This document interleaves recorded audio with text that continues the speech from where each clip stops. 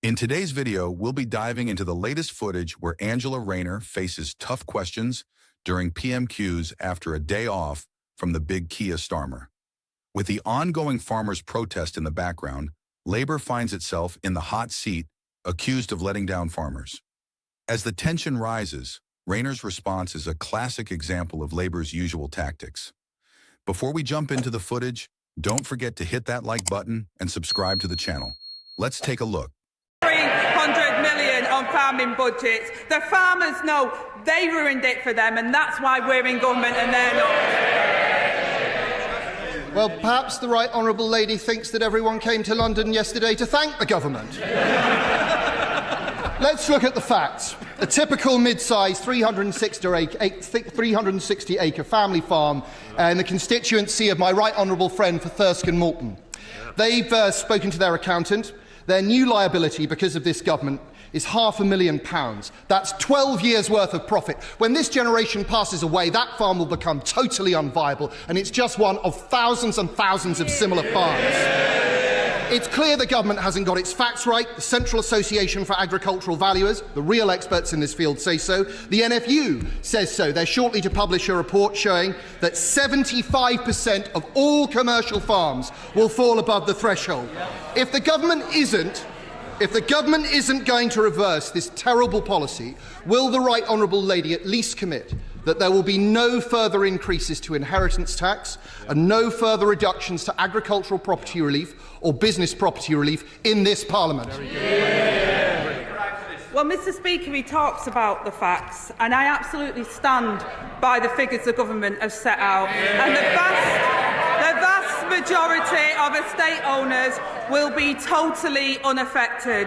He wants to talk about the figures, Mr. Speaker. I will be crystal clear. The vast majority of estate owners will see no change and pay no tax on land passed on valued at £1 million. Couples can pass on £3 million, Mr. Speaker, tax-free, and those above the thresholds will pay only half the normal rate and can pay over 10 years interest-free.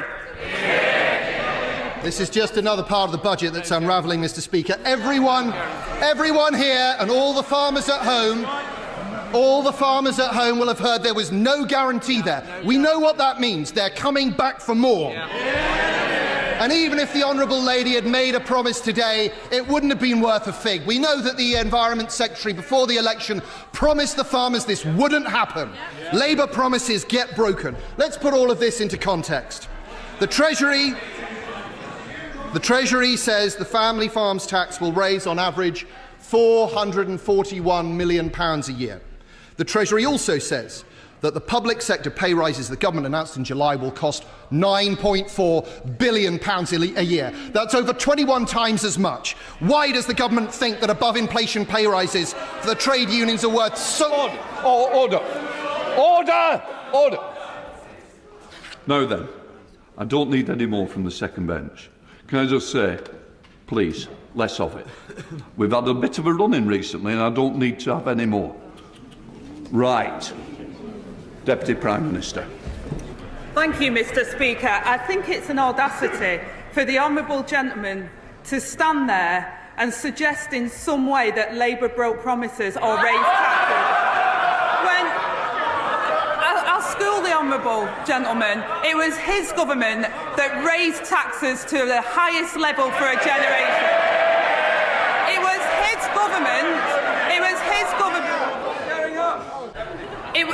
It was his government that crashed the economy, that saw inflation rise to 1.1% and growth flatline. It was his government that spent the reserves 3 times over. I'll take no lessons from the honourable gentleman. Alex Burkhardt. I understand why the right honourable lady doesn't want to answer questions about the terrible choices the government have made. It's because the truth is ugly. The truth is that this is a punishment meted out to people who don't vote Labour. It's the same punishment meted out to parents who send their children to private schools. It's the same punishment meted out to the owners of small businesses terrified about national insurance contributions, and it's the same punishment meted out to pensioners who can't afford to pay their fuel this winter. Isn't it the truth, Mr. Speaker, that if you don't vote Labour, they don't care about you? As always, same old Labour screwing people over and not answering questions. What's your thoughts on this? Let me know in the comments. If you enjoyed this video, make sure to like and subscribe. Take care of yourself and your family. Goodbye.